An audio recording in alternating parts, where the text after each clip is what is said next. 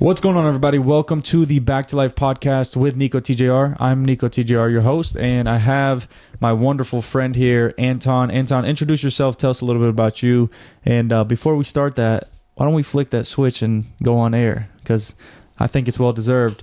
We are now live, prime time. Everything's good to go. Tell us a little bit about yourself. We'll go into our story, how we met, and everything like that after that. But I'd like everybody to know, what you do, why are we connected, things like that, and just what you are and where you're from.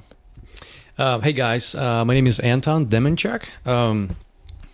So a little bit about myself. I am originally from the great country of Ukraine. The great country. The heroic country of Ukraine. And let's see, I came to the States when I was 21. Came here for school. Love it. Stayed. Married. No kids. Let's see, I try to do something meaningful with my life. I figured out a couple of ways. So I think I'm still maybe searching, so to say. But definitely, I think meaningful life is worth living. I think that's kind of my mantra, and I'm always trying to kind of realign myself with that. But I run a marketing company, agency. We do some strategy consulting, lean work, and stuff like that. Okay, so I want to just jump in. I mean, obviously, we're going to talk about marketing. We're going to talk about all these different type of things, growth especially, but tell me a little bit about how you even got into the marketing world, because that's a world where, to me, very important. Obviously, Back to Life, Nico's Property Show, all these different platforms, from Instagram, YouTube, TikTok, Twitter, Facebook, you name it. How did you even fall in love with that? Because it's not something easy. Everybody wants to become an influencer, but everybody doesn't want to put in the work. Everybody wants to be in marketing, but everybody doesn't want to put in the mental, anguish of, hey, we really got to process this information. We got to learn, how do we make this grow? How do we make this organic? How do we, maybe make these analytics look a bit better to figure out why, we may or may not be growing? How did you even get into this line of work, this field? Because to me, it's my passion. So how'd you fall into marketing and content, basically? Well, I think if I was to say what exactly drives me, I definitely appreciate connection when certain things connect, right? Okay. Or when certain people connect. And so recently my passion has been usability studies, which is weird. But certain things are more usable. Like we're sitting on comfortable chairs, right? That's art. Yeah. So it's called industrial design. It's pretty crazy, honestly. Right. Like those mics, the tables, like this is a folding table. Right. Those of you who think this is like some sort of a marble, this is just a folding table, but it's made in a such a way that it's usable, accessible. Right. Certain can openers are easier to use. Yep. And I don't know where, I guess my dad was and my mom actually as well, so that's how they met. They were they lived in the Soviet Union, and they were part of the space program, so they were both engineers. I think I'm like third generation engineer and all, and so I think there's some sort of genetics, I don't know, that's being transferred to you, right? And so when I look at a well-designed chair, like my blood boils, You're like ready to go. Yeah. And so that goes into, say, websites. For example, a well-designed website, not the beautiful, right? Not it works. Right. It serves a purpose. I spend 37 seconds less finding certain things, right. And I can go and enjoy my life. That is amazing. It is.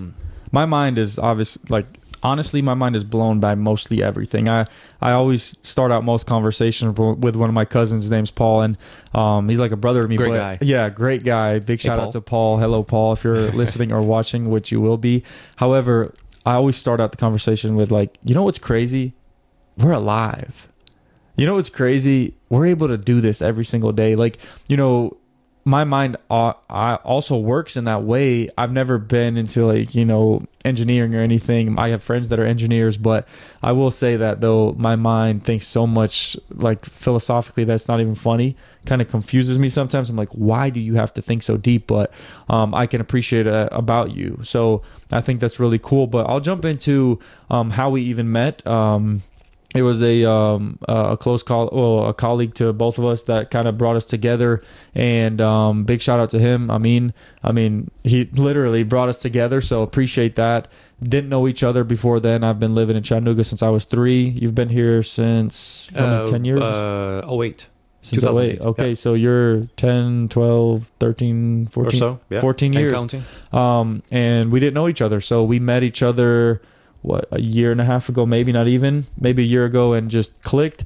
I saw his name, and I was like, "Are you Ukrainian?" He's like, "Yeah." And I was like, "I'm Ukrainian. Why aren't we speaking Ukrainian right now?" So that connection was made right away, and we've become, friends, brothers. We've helped each other in all kinds of ways, and more ways that I'm appreciative of than I can even imagine. So appreciate you, first of all, for all the help and everything that, you've helped me grow with, especially with this content stuff, man. I come from the influencer world where everything is, be yourself, which is correct, but there's also a corporate side of it where you want to be a little bit more professional. You want to have templates, things like that. But I think we're gonna pause on the talking about content, and I want to jump into some things happening in the world right now. Obviously, Ukraine, the war, everything like that.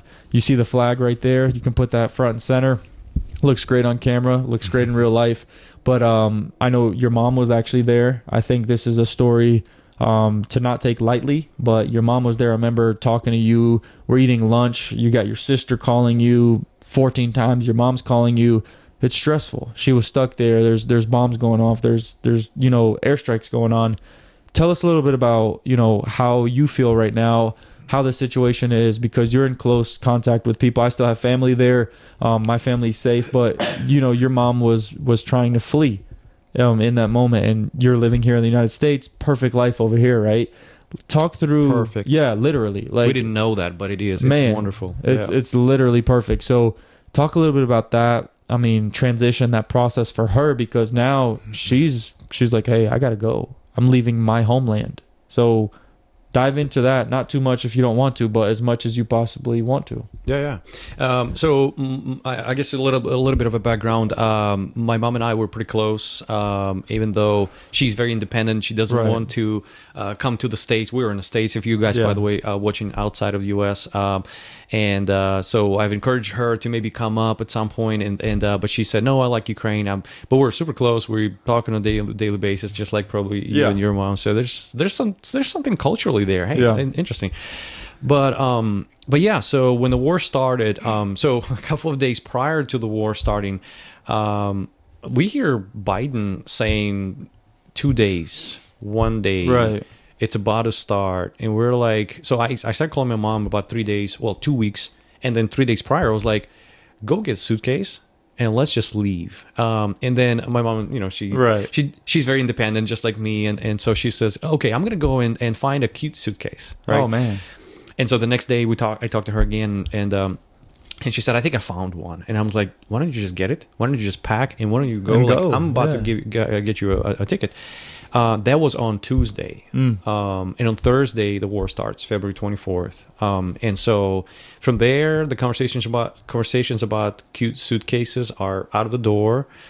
She's in a bomb shelter. My aunt, she's in a bomb shelter as well, in a different part of town, in a much worse conditions. Right. Don't want to kind of get into that conversation, but there was a bunch of people. You had to go in the bathroom in a bucket, in front of everyone at times, just to be on the safe. Yeah. So anyway, my mom wasn't that way. She was kind of bundled with her relatives, and so they were in their apartment that has a basement, which is amazing. Right. But anyway, so then we do first attempt to get my mom out. Not successful. The city where she lives in the south of Ukraine has only 3 points of kind of access to the city. Let them know where she lives and everything, if you don't mind. Yeah. So it's in the south of Ukraine. Odessa is pretty good sized city nearby. Black Sea. So Mykolaiv, that's what the city is called. Those of you who follow the news probably heard. Kherson, Mykolaiv, Odessa, or Kherson, Mykolaiv, Odessa. So first attempt wasn't successful. 3 points to get into the city. One's land. Russians are there, not safe. Then there's 2 bridges. you can't go with this bridge because such and such Russians are there. You don't. So the only way is one bridge to get out of the city, and they opened the bridge. Right. First, they put a bunch of explosives on. Ukrainians put a bunch of explosives just in case if Russians are crossing, they exploded. Right. They limit them to a certain area in Ukraine, and then they open the bridge, and they close it for an hour a day. There's a long line of people trying to go across. Anyway, on the fifth attempt, we were able to get my mom out, and just good people said, "Old lady, why are you walking along the side of the street? Why don't you just hop in our car? Let's go." That's crazy, man. And that was so goodness of people. I mean, all of a sudden, something that's terrible as a war, like brings the best out of people. It's just kind of weird. Can we be good when it's good without the war starting here? Without Russians beating your backyard? Yeah, it almost takes like a negative thing to happen for people to start feeling compassion. Like, Yep. why can't we be good when it's good? Yep. That's one of those things that confuses me. But long story short, very stressful. Yeah. Your mom got out. Yeah. She goes to Germany. Takes her 5 days. It generally takes about a day and a half. You spend a night somewhere. 5 days later, yeah, she's in a safe place with my grandma. So she's fine to this day. Yeah. That's awesome. Thank God for that, because it's one of those things where like I said, we're over here in the United States. It's perfect. Life's good. And Perfect. What can we ever complain about? Yep. If you have a bathroom, man, and you have drinking food, water, yeah, like, and it's a meal, food, a meal, yeah, bread, you name it, perishables, like a can of tuna. These things are important, and I mean, to me, it's crazy to even think that in 2022, literally, in a world where you can go buy an electric car, in a world where you can fly an airplane on autopilot, where people are at war. Over who knows what. Yeah. And I think no one still knows what. So it's pretty crazy. I mean, you think about life and death, you think about the things we have, and especially here in the United States of America, we are just overflowed with abundance of opportunity. Basically anything you want is at your fingertips. So, wherever you're watching this or from around the world, like, when they say the United States of America is the land of opportunity, it truly is. Like, from, spiritually, physically, mentally, emotionally, financially, you name it. Like, you can do whatever you want in the United States of America, and it's perfectly okay. Yeah. Like, that's the world we live in here. So, I definitely wanted to jump into that, give a shout out to Ukraine and anybody that may be watching this, maybe your mom, if she comes across it, like, just, anyone that's been able to flee, anyone that's still there, if they're still watching, like, our prayers are with you. Obviously, there's still stuff going on, and it's dying down in a sense. I mean, what would you say? How would you rate? I know you're more involved in knowing truly what's going on with, friends still there and everything like that. What would you say is the severity of the situation at this point? I think it's definitely subsiding. So Russians strategically are at the point where they've exhausted themselves. They've lost a third of their army. Jeez. And according to them, it was the second largest army in the world, second strongest. A third of it is gone. And they're saying that the NATO is involved. That's why it's so hard. But NATO is not involved. And so anyway, it's just a smaller Ukrainian country of Ukraine kind of kicks butt. And I'm not for violence by any means. I think we need to live, like you said, in 2022, peaceful. We should buy cat leashes. We should worry about coffee being too cold or something. Those are better problems to have than just getting a war. But violence is not the way to go. But when somebody comes to your house and they're trying to take over your house, and then all of a sudden, kicking butt is the only option. And that's happening. And it's historically, here's the thing about Ukraine. Historically, also, Ukraine is a country that's always been suppressed. Like, if you look back since back in the day, it was always under a certain rulership. Mongols, Russians, like other empires. And all of a sudden, it's like the whole nation, and you feel it. Like, goes from a victim mentality to like a triumphant, victorious. I can do it. I can do it. Like Sparta 300. Like, this is us. This is what we do. Yeah. And I think the rest of the world, if you guys have seen these two colors, you probably seen it along the lines of like this is possible. Like, Right. go figure it out. You There's can hope. do it. There's hope. There's hope. Yeah. Yeah, and I you know, I don't want to, you know, jump too deep into war and everything like that. Again, like he just said, like, I'm not for violence. I'm not for war. I mean, you know, obviously if someone comes to your door and decides to knock it down, you got to protect yourself. So, it's just one of those unfortunate situations. And, you know, from the United States of America, there's only so much you can do. But my prayers, and I'm sure your prayers, are with everybody involved in, you know, helping in any way possible, whether it's financially or, you know, sending money, whatever it may be, helping people get food, things like that. But we're going to transition from the war, and we want to kind of talk about, how things are progressing for us here. I think we're at a point in our lives right now where it's crazy, because in 2022, you know, I drive a truck. I want to talk a little bit about the economy and things like that. Not too much in depth. We really want to dive into media and everything, but I do want to talk about, you know, I drive a truck, a Chevy Trail Boss, and I just paid $120 for a full tank of gas. People in YouTube comments and everything are like, dude, you're lucky. I'm paying 175, 200, 250. Get a hybrid, guys. Yeah, you have a hybrid. I wanted to touch on that. What's your deal?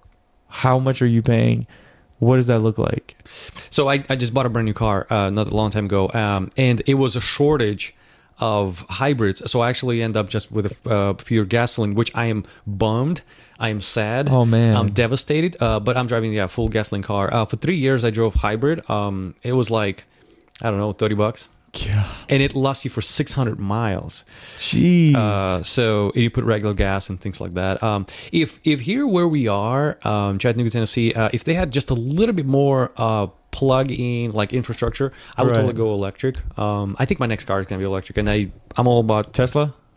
Elon Musk? There are other options. I think Tesla's good. Tesla's becoming a mainstream. I've never been a mainstream guy, so and you're gonna go against the grain. There's a couple. Let's see. There's a Mustang, pretty good one. Mercedes, electrical. There's quite a few, and in a couple of years, until my car gets a little older, then I think it'll come up with a couple more. So things are going crazy. I'm building a house right now. You could basically say that almost done. A week out, basically. Everyone's invited. Next week, we're celebrating. The address is. Here's the address. Do not show up. No, but seriously, building right now. Material. Completely crazy. I mean, lumber packages, any material, labor shortages. I mean, you're paying guys double because they're paying double for material. Your lumber package is coming in. You know, you might as well multiply that by 1.5. You know, it's crazy what's going on in the world right now, and a lot of people are going, "Hey, is this coming to an end?" But being in the shoes of someone that's literally building right now, it seems like it's getting worse. Yeah, it's crazy. Yeah. And we're obviously not removed from what was going on in the world with everything, with, you know, the virus spreading and everything. But it seems like the war kind of distracted everybody from it. Now it seems like it's not even a thing anymore. Mm-hmm. But what happens with the economic supply chain? What happens with all these things? I mean, I know you love diving into this kind of things. Why don't you enlighten us a little bit? Well, I'm by no means I'm an expert or anything, but I did get my macroeconomic analysis and forecasting degree. He's not an expert or anything. And so, I definitely love looking into it.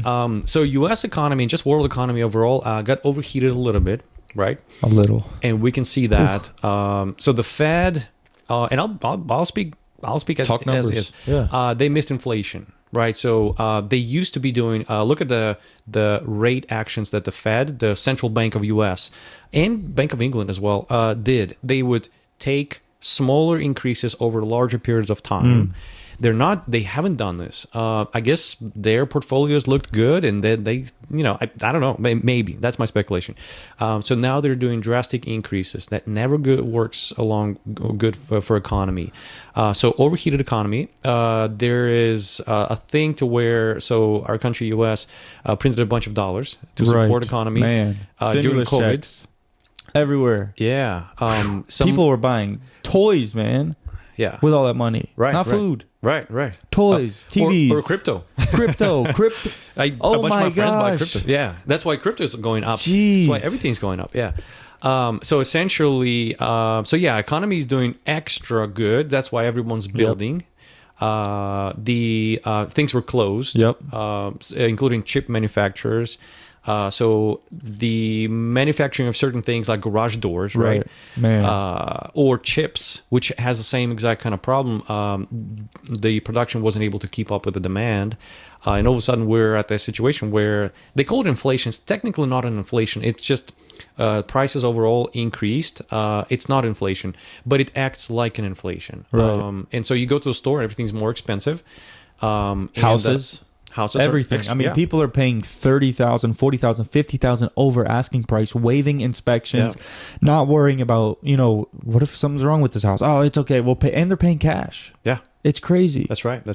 Especially if you move from New York. And interest rates have gone up. One of my brothers got 5 point something, right? Dude, he got half of that 6 months ago. Yep. You know, it's crazy what's going on. I just got one at a 3.99, and a private bank actually. That is really good. It is, and a private bank quoted me at a 5 something. Yeah, and right. So I did that. I used to be a high school teacher, so I still have a account with the teachers credit union. Smart. 399. Yep. A friend of mine just bought a house literally 2 weeks ago, 5.2. Ouch. Yeah. But that used to be normal. But that used to be normal. Yeah. Back in the day. Yeah. So then we got used to That's 2 right. point what? 2.7, 2.6, 2.9. Yeah. Now we're like, Which this is cheap. crazy. That's cheap capital. Right. Yeah. It's like, heck yeah, give me a house. I'll take it. I'll Yeah. pay you that over 30 years. Yeah. Well, and when the money is that cheap, right, is what they call cheap money, you've got some equity in your house because prices increased. You go to the bank, you go, give me a line of credit. A home equity, a HELOC. You pull out $25,000 out of it, put it in crypto, make some more money, and this is where we are. That's Theoretically. Right. Until it crashes like it is right now. Yeah, don't even start. I don't look at my portfolio. No, but seriously, it's a crazy world we live in right now, and that's our world here in the United States of America. I mean, everybody else around the world, different things are happening. Different countries are dealing with different things. But I've heard, worldwide, the housing market is absolutely insane. Yeah. I can't speak on like certain countries or anything, but I've just heard that. I post all these different videos on one of my accounts, Nico's Property Show, and it's crazy. People are like, "Oh, you're building that house for $350,000 or whatever. That would be double where I'm at. That'd be $1 million in California. That'd be $500,000 in New Jersey." And I'm like, I am glad I am in Chattanooga, Tennessee, because I don't want to pay more than this. Yep. Like at a certain point, the house can only appraise for what the house can appraise for. It's a structure with a certain amount of bedrooms, with built well. And it's there for you to sleep. Mm-hmm. That's it. You know what I'm saying? And it can't be a certain amount of money. Like at a certain point, and you're like, when is this going to end?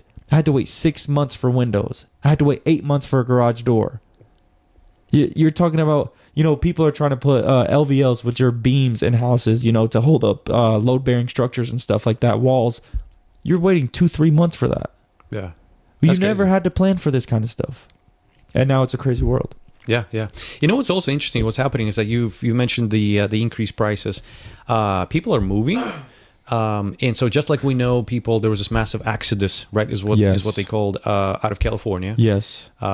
People moved to Texas and Tennessee with and big Florida. big money, buying with cash. Man. But what's also interesting is happening is that a lot of Americans are moving to places where it's just as fun. Let's just keep it simple. Terminology simple. It's just as fun to live. There's things to do. My gym is downstairs. Fun. Environments. So I came back from Portugal 2 weeks ago, and tell us about all that. Lisbon. Yeah, the third safest country in the world. Violent crime. Out of all crimes you take, violent crime is the lowest in the world. You want to be safe? Go to Portugal. Go to Lisbon. Right. And there's a lot of Californians that move there. It's affordable. Cost of living is a little lower. Hold on, time out. A lot of Californians are moving to Portugal? To Lisbon, specifically. How? Cascais. I know I travel a lot, but explain that process, because if someone's watching right now and they're like, I want to move to another country, I don't even know what that's like. I've gone to other countries, but I've had a travel visa. So as long as the travel visa doesn't expire, I live in that country. But explain the process of like, hey, I live in Tennessee or I live in California. I want to move to Portugal. What is that? Or I live in Ukraine and I want to move to the United States. You came obviously on you were getting your education. Yep. But if you decide, hey, I want to move to another country, period. Yep. What does that look like? If you know. Well, certain countries make the immigration process a little easier, and so Portugal is one of them. They say if you're starting a company here, come, we'll get you immigration status, right? If you're investing here in real estate, come and get. And so a friend of mine, it's a couple, they just got their green card, right? And they say another 3 years or so, and they're going to get their passports, Portugal passports. And if your country allows for a dual thing, and then you're good to go. It's not that hard. Right. Californians move there because it's very similar. So they just swap Pacific Ocean for Atlantic Ocean. It's still coastline. Climate is very similar. It's just as fun, just as kind of upbeat. There's lots of kind of parties in a good sense going on, like in the evening. Again, think of it as one of the safest places out there, but in the evening, there's just, people are connected. And this is maybe, I don't know if you want to go there, but like I went there and my purpose was to see what, in the 90s, the crime was the highest in their history. Now it's the safest country out there. What the hell is going on? You know, and they figured out how to get people connected. They are connected. I mean, you don't see a single individual on the phone. Right. I think I was the one. If I would go to the park, I would feel different culture, man. Different culture. Their largest food court looks the following way. I have a picture on my phone. It's long, narrow. I mean, the long, narrow tables. It's almost like cookout table. Like if you're going to a cookout and it's all just literally just like a people, wedding. like weddings. A big Greek wedding, Ukrainian weddings. You know, you're forced sitting across a stranger. And you just can't help it. And people are fairly friendly. So you can't help it but strike a conversation. Oh, where are you from? Argentina. Oh, shoot. Well, tell me more about it. Yeah. We met so many people just by sitting at the food court. Keep going. I'm going to grab a little sip of water real quick. Sure. I'll be right back. But keep telling this story. Yeah, definitely. So anyway, there's something there. And so depending what country you live in, you may look at your situation, the way kind of society is connected, and realize, shoot, like for example, in the U.S., you go to food courts, and food court is just something that's like as a most immediate example that's out there. You go to food court in the U.S., it's a small table like this, right, and it's a single individual, maybe couple, and if it's a couple, they are related or they are dating or there's some sort of connection there. You don't sit with strangers at the table, right? And so Portugal figured out a couple of things. So in the 90s, again, crime was high, like highest in their history. And all of a sudden they said, for example, criminals, right? Certain countries treat criminals differently. In the US, for example, if you've got a felony, right, you are not allowed to vote. Well, hold it. I'm a citizen of this country, and just because I got, thank you, sir, appreciate it. Just because I got criminal record, I am not a participant of an election process. Like, what in the world is going on? So if you're a criminal in the U.S., you are what's the kosher word? It's not a good life. Nope. You can't find a job. People kind of disassociate themselves with you. You're a criminal. That's it. And crimes here are kind of like incarceration rate is pretty high. Anyway, Portugal. They say, "Oh, you've committed a felony." It happens, right? They will encourage an employer, say a mechanic repair shop that fixes cars. They will give a stipend, or they used to at least give stipend. Say Nico owns a body shop. They'll give him money to employ me if I've got felony. All of a sudden, imagine this treatment. What's up, man? Hey, you've got a criminal history. Amazing, right? Like, hey, we want you to work here. Yeah, and that criminal thing was for me stealing calculator out of a store, right? Right. I'm welcome back. You know, there's something about that connection. I think Portugal is one of the really good examples of a connected society, right? Which I think we're all kind of. It's like a case study. Why don't we all learn, and why don't we all get a bit more connected? So, if anything, that would be my. So in summary, I mean, obviously Portugal is awesome, and what they're doing is great because it allows for the society to recycle itself. I mean, think about everything else in the world. Everything wants to be recycled, this and other, but not people. Imagine not letting humans have a second chance. Yeah. Imagine if everybody knew exactly what you did wrong. Yeah. That'd be tough. Yeah. All right, so basically what you're saying is if you want to move to another country, you can, if you're building a business or investing in real estate, people truly, or countries and all the rules are, their advantage is to let you come in, because you're going to be spending, especially from the US dollar, which is very powerful. So that's kind of how all that works. But I want to jump in talking about a little bit different stuff. I want to talk about something that I'm pretty passionate about. I think you're pretty passionate about, which is content in general. But what content even means? Like what are we truly providing? There's a question I always ask, and it's what value are you providing to society? And to me, I look at life and I ask myself, what am I providing to the next guy? What am I giving? And it doesn't have to be tangible. It doesn't have to be an item. It's what are you as a human allowing society to get from you? Is it negativity? Is it positivity? Is it a help? Is it helping somebody? Is it change? Yeah, you drive change. Something. Yeah. I mean, like truly, what are you providing to the world? And is it basically a waste of time? Yeah. You got to think, like we have the opportunity to live life on this earth. What are you doing with that time? There's one thing we can never get back, and it's time. Most precious thing on earth. I actually want to share something that I got on the way over here. This is wonderful. It sparked me. I mean, it gave me freaking goosebumps. I'm not going to give the guy's last name or too much details, but his name's Sam. And he reached out to me. I actually had an interaction with him one time at an area. And he said, hey, man, you probably don't remember me, but I remember you. I worked for so-and-so. And we had a conversation one day. And you came up to me and just struck up a random conversation. I'll never forget what you said. You asked me, how is this fair to your family and the ones you love? And this was in relation to something that he was struggling with. Nothing crazy. And he said after that, literally just those few minutes, that's all it took to change his perspective on life in that moment. Imagine having enough what's the word, conviction to say, this isn't about me. This is about my wife. This is about my husband. This is about my kids. This is about my mom, my dad, my grandparents.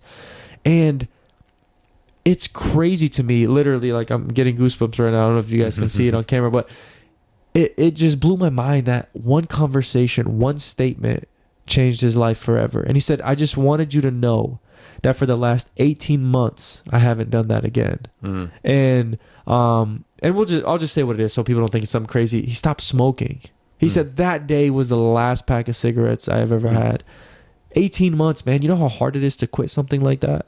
And he said, I appreciate you, and I want you to know that the love and the amazing vibes that you brought, the love you spread, I'm going to start carrying and spreading that love to others like you did for me. And to me, answering that question, what value are you providing to society? I think that right there is what drives me on a daily basis to know that's the impact I'm having. Yeah. And think about it. This was a short interaction, right? And literally. Somehow that interaction was meaningful to a certain individual. And how many interactions we have on a daily basis that we don't we so underestimate our importance. We can't even fathom. Yeah. Yeah, like imagine that. Just us having a conversation, helping each other grow in different conversations, helping each other just move forward in life. Yeah. Yeah. And people take that for granted. Yeah. I mean, you literally interact with a bunch of human beings. We just treat them, well, that's a waiter, right? If you're in Jersey, well, that's a guy who pumps my gas, which is always kind of, every time I go to Jersey, it's kind of so strange and all. But those are all human beings. Those are all, don't ever treat them, in any sort of negative way. If something's going on with you today, just go kick your own tree, is what I call, right? But it's wonderful. It's wonderful to have meaningful connections out there. I think what you do, Nico, is I read it in the book, and I forgot who and I forgot what book, but the guy was talking about love letters. He said, I send love letters on a daily basis. I would say a waiter that wonderful job. I mean, and he'll go in and in and in. He'll sometimes leave a thank you note. Yep. And the name of this guy just kind of rolling in my head right now. If it comes, I'll mention it, because credit needs to be given to people like that. But give love letters to people that you meet. Be it a short note, right, or be just, you know what. For example, my friends are kind of weird these days. We sit at the table, and I said, "Hey guys, I'm learning to do this whole love letter thing," and so I'm saying, Jessica, I was like, I had to come up with something. I was like, you gotta praise your friend for something. I was like, you're so present, every single time, and she was like, that's so meaningful. Like, that's how I feel. That's what I want to do. Very meaningful. And because somebody recognized it, it's like, it was thoughtful. I was like, Matt, you are, such and such. Like, you're so positive. You're always like, I was like, hey, Matt, let's do this. And you're always up for it. I think we just kind of forget that we, of course, we need to send these love letters to each other and say how we appreciate each other. And I think that ties into people not realizing how important, like mental health and mental just clarity is so important. And imagine going through something right now and the person you come across is as terrible as possible. You're going through the worst day of your life. You're really struggling. And then all of a sudden you walk across this person and they treat you like crap. The way you treat the person that's on the lowest part of the totem pole says everything about your character. Exactly. If you treat the with no respect, you deserve no respect. To me, that person will never be successful in life. And if you measure success based off money, monetary value, materialistic things, when are you going to be happy? When's enough going to be enough? Yeah, it'll never be enough. Yeah. Now that impact, that true impact you leave on somebody, that's how you can measure your success. Of course, we need money, we need houses, we need things. But when is enough enough? Yeah, it's impact, it's connection. I think this is people. I mean, we hear it all over and over on the deathbed. You don't think of how much money's in your bank. It doesn't help, right? You don't want to live with that regret. You don't want to know your last thoughts are, I wish I would have done this, or I wish I would have done that. But that leads me into talking about a few things where I constantly ask myself that question, like, what value are you going to provide to society, right? And I think that's a true testament. It's a great measurement to really understand what you're doing on a daily basis. Why are you waking up? What is the purpose of you opening your eyes in the morning? And are you grateful for that? And there's things that I'm going to be introducing soon that I'll be talking about. Back to Life Media, another company I'm going to be starting up, and with the help of Anton and my cousin Paul, just two great guys that are willing to help in any way possible. And there's things that I will be implementing and talking about.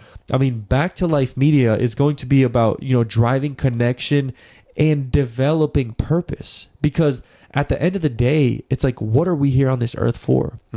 And it ties back into social media, but how can I provide the value for somebody who's trying to make it, who's trying to become an artist, who's trying to become an influencer, or whatever it may be?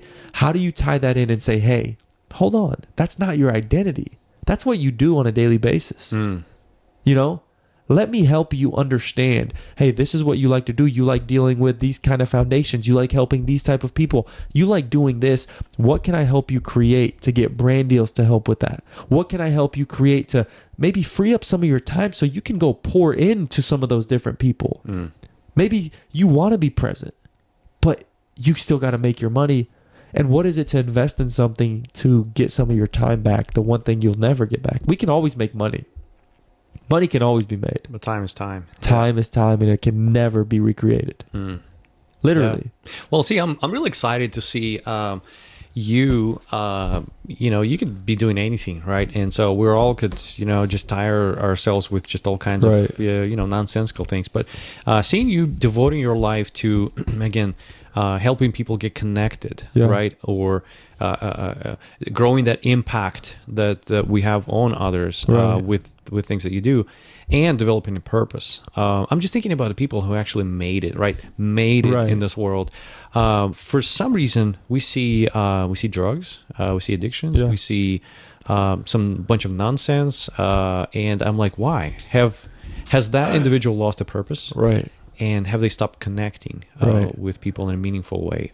So I want to interrupt you right there because we talked about connection a little bit earlier, and I wanted to jump into this. We talked about how social media can connect us so well, but then you brought up a great point to me at one point where you said, "But are we truly connected?"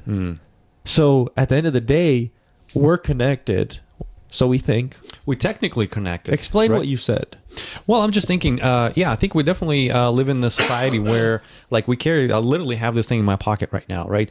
And I have probably 6 different ways to dial Nico on this device, Literally. right? We're technically connected, right? The number of addresses, number of people that I've got that I can call, I mean, it's bajillion. I mean, I don't even know how many. But are we connected? I mean, we're technically connected. Technology is there to connect us, but are we technically connected? In real life. Right. Like right. human, interpersonal. Yeah. And even me calling you and saying, "What's up, dude? I just want to say I love you, man. That's all. Have a good night." I love you too. How weird is this, right? I love it. Yeah. I thrive off that though. Yeah. But you bring up a great point because at the end of the day, are we truly connected? Yeah. Most people jump on their phone to escape the reality of what's going on. That's right. So where's that connection? All of a sudden it's, I don't feel like dealing with my spouse. I don't feel like dealing with this. One of my favorite rappers, Drake, he has a song where he said, I know someone that's happily married till she puts down her phone. I know someone that took pictures in Rome just to tell people that she's gone, like literally. And where is, I don't even want to call that connection, but where's the value in that? Yeah. I think all this technology that we're surrounded by, I think it only exposes who we truly are. When they say bullying follows you home if you're a kid, right? It just tells you, we were connected. But what in the world, it's a new, it's a different world. And so here's the thing. Again, are we truly connected? And the connection that I guess I'm referring to is something that is meaningful, something that's like soul based. It's not like, hey, I went to such and such place. You went to the beach, and I went to the beach. Oh, I'm What's good. the point of that? You're good. You're fine. You're enough. You're so enough. You don't even understand it. As you are, as you are. Yeah.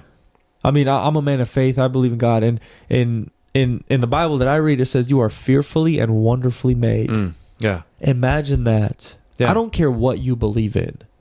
Yeah. Imagine that though. You were created with your hair color. You were created with your face features. You were created with your hands, fingers, whatever you have. Yeah. Imagine that. That's crazy. Out of all the people in the world, man. What is it, 7.3 billion or something crazy? I don't even know the exact number, but I know it's less than 8 billion. Well, and that's only who live today. I'm think of all the generations and ages and ages and ages. You just blew my mind with that one. I didn't think about that. Yeah. And you were made how you are made. Yeah. So you are special. Like what you have going on was meant for you. Like good, bad, or indifferent, we got to live through different things. And I actually saw a video the other day, probably about 2 weeks ago, and I've probably told 10 to 15 people already. And I live with it now. It's always in my head. And it was a famous actor. He was talking to other actors. He said, "This too shall pass." He said he wishes he would have known that when he was much younger, that this too shall pass. And what he means is, whether it's the greatest day of your life, this too shall pass. If it's the worst day of your life, you feel like nothing is going in your direction, this too shall pass. It doesn't matter if you're on a high, on a low, or in between, this too shall pass. And in the past 2 weeks, literally, since I've seen that video, I shared it on Instagram, story, everything. I was like, wow. If I would have known that 10 years ago. Here's the thing, though. What are you seeking? Because if you jump from one toxic relationship to another, this too shall pass, this too shall pass, when is it that you're going to start living, Yeah. And here's the thing. Again, can we just settle? You're good. You're enough. Literally. You don't have to straighten your curly hair or curling up your straight hair, because there's two groups of people that do exact opposites, and they're like, I wish I had straight hair. I wish I had. The grass is not always greener on the other side. You're so good. You're so loved. And if you don't recognize it, then I think it's important to realize that we're just playing the wrong tape. Yep. And how long it's been since we've used tapes, Yeah. tape recorders. Like, that's not even a technology out there, but we're still playing the tape. And it's old, and it's hard to hear. And that tape is, you are not good. You are not enough. You're good, and you're enough. You're so, so, so loved. You just need to surround yourself, connection with the right people. And there may be something in you where you continue seeking for toxic relationship. I've seen that, and it's mind-boggling. But once you start thinking about psychology, it makes sense. Find positive people. Find that one positive individual. Find Nico in your life. And if you don't have anyone, I mean, just watch this guy's content.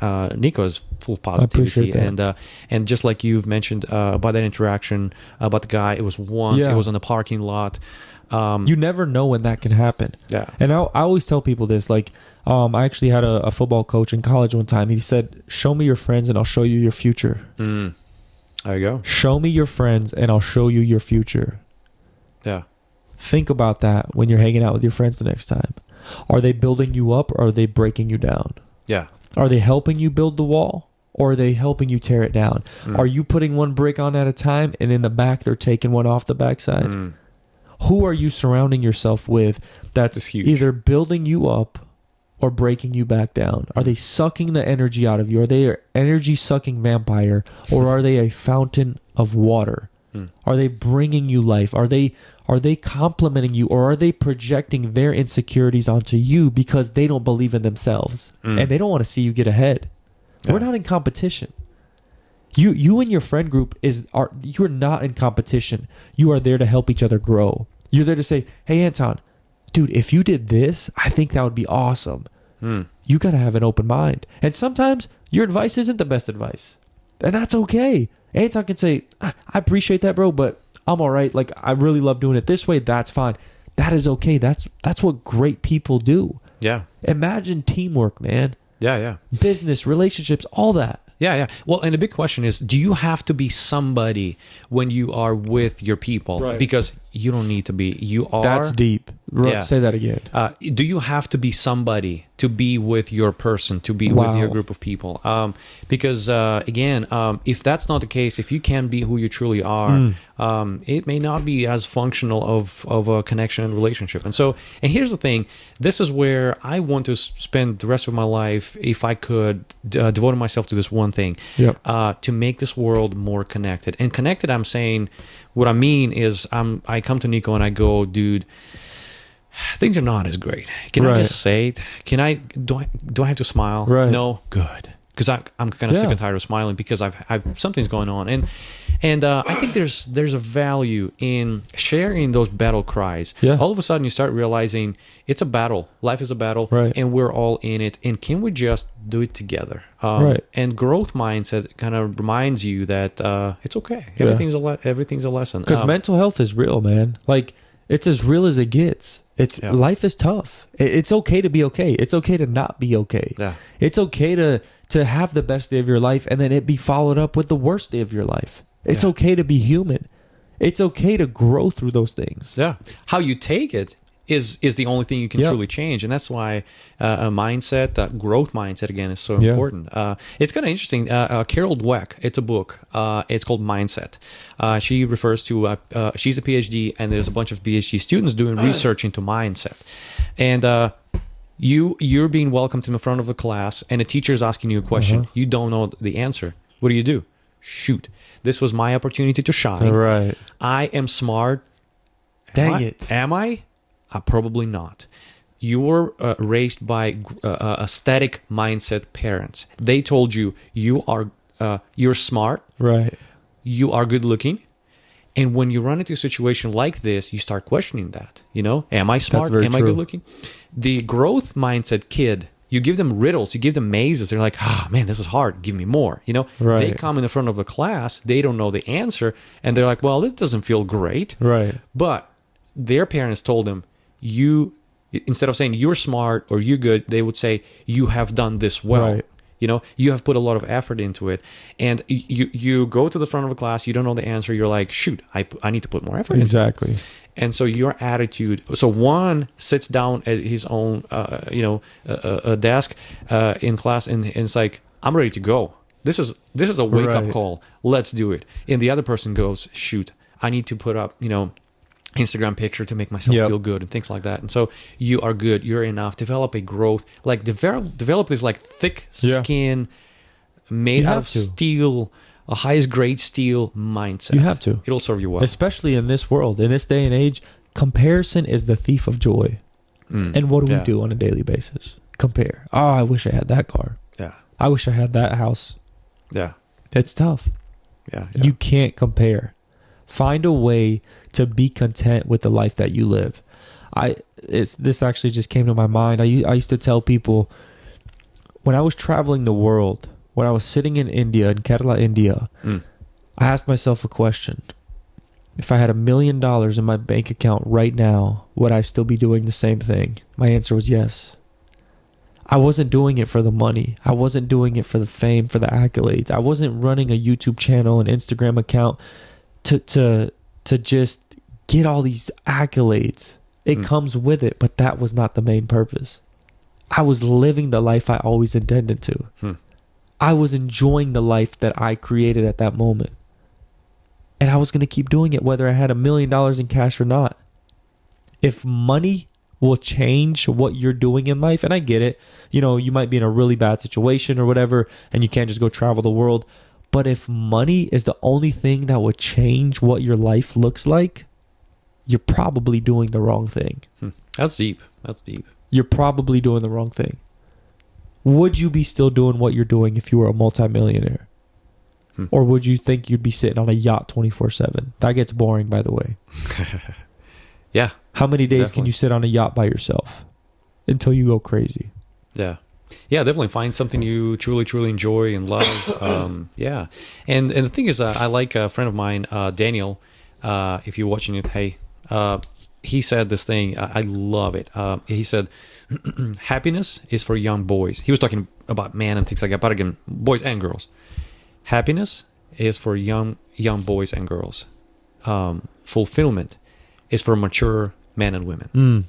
And so when you look for your passion, right? Right. And you're not settled yet and all, just realize that the fulfillment is something that's way, way much deeper.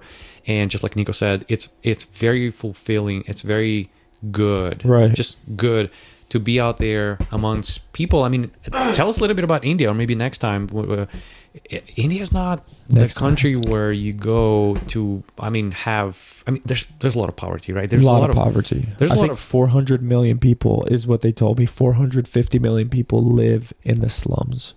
Yeah, that's unreal. That's the size of U.S. population, even more than that. More. That's U.S. plus 100 a little million. bit of Canada, half of Canada. Yeah, and that's crazy. It's crazy. Yeah, but guess what? I'm not saying all of them are just happy and content with what they got going on, but they sure make it seem like it. Yeah. Like, that's what's crazy. Perspective, man. Yep. Yeah, exactly. So find, what do you truly, truly enjoy doing? Something that gives you, like, fills your soul. And I think if you stick to it, you figure out how to make money with it. Yep. Oh, you're golden. You're unstoppable. Oh, man. Right? You'll wake up in the morning. Yeah. No one's gonna be dragging you, out of bed. So yeah, we definitely wish that upon you. And this is, I think, living a life full, right? Soul forward is what I call. It's just wonderful, and so it's definitely the way to go. Yeah. And just to basically wrap up, so we don't go on too long. I mean, I'm very excited to start this new venture. Back to Life Media. That's going to be amazing. To drive connection and develop purpose. Like, that's going to be such an awesome and just rewarding experience. I can't wait to do it. Yeah. With your help, with Paul's help. Like, this is going to be amazing. Yeah, I love the fact that you're connecting yourself to. Excuse me. Connecting yourself to connecting people. We need more water. I know. Here's my water here. Take it. Literally. I love the fact that you're connecting yourself to a purpose, right? you help people find the purpose, and Right. it could be somebody who's just starting, or it could be a celebrity out there who just kind of lost the purpose, with all Right. the fame and everything, and a connection. Yeah. And I think those two, they're kind of feed into each other or feed off of each Right. other. When you find a connection out there, you all of a sudden understand that there's a group of people Right. and they're doing something meaningful. They have Yeah. a purpose. You become part of the purpose, right? Once you find the purpose, you connect with more people, and those two, I think that's how you find a life that's full, Yeah. that is meaningful. Fulfilling. Yeah. And so I'm real excited you to see. I do can't that. wait. Obviously it's a business, and the amount of things we spend money on, literally every weekend, whatever, people going out to eat. Like, if you want to invest in yourself, like, that's how you do it. If you want to get into this influencer space, if you want to be, a professional athlete, or whatever it is, whatever you want to grow into, you have that capability with the technology that we have today. So, Back to Life Media is just basically going to be that catalyst, that tool that allows you to, go into these connections, build these relationships, and then, have brand deals. You want to make this your career, we can do it. But you've got to invest in that. Yeah. And today because is, it took me a long time. yeah. What day is today? That way we know this is Okay. the start. This is the beginning. So Tuesday, May 17th on 2022 is the day we are filming this video, and I think this thing is going to be amazing. And you've got to believe in yourself. You got to believe Yes. in what you're going to do. And, if you build a team around what you truly believe in, what's going to stop you? What's going to stop you? Build a team, have people that believe in the vision itself, not necessarily in you, the vision. And then they're just like, man, Yeah. they're driven for the vision. Yeah. When you're driven for the vision, all you need to do is find people that are all motivated by that vision. And all of a sudden, everybody wants to just pour in, bust through that wall. Yeah. Yeah. And So if you don't have your support system, be it your, your parents are a certain way. Yeah. I mean, your siblings, they're not very supportive. You haven't found that group of people. They're there to support you. It is important to have a support Yes. system. So it sounds like you're talking about Yeah. a support system. you got to have a support system. Accountability. Everything. Because it's easy to make the wrong decisions. It's easy to just think everything is going right when it's not. But go out there, search. And sometimes you have to be alone as well. Sometimes you have to cut off what you thought was your support system and just move on from it. For 6 months, you feel like a loner. That's okay. I've been there. I feel great being alone, but I feel even better when I'm around great people. I appreciate it. Yeah, like I thrive being alone. But when you can bounce ideas, that's what you got to do. So Back to Life Media is coming soon. Yeah. Everybody be ready. But I think it's time to wrap this up. I just want to give another shout out to, the people of Ukraine, anybody that's affected by this. Prayers, love, support. We're with you. If you can help in any way, definitely try that, whether it's people coming over here or sending money over for food or anything like that. Our thoughts and prayers are with you for sure. And again, I hope y'all enjoyed this video. If you did, make sure you like, subscribe, share with a friend, anything like that. And we'll be back soon. Yeah, definitely. Thanks a lot, guys. It was good chatting with you, and hope you could see you guys later. All right. Peace out, everybody. Yeah. Peace.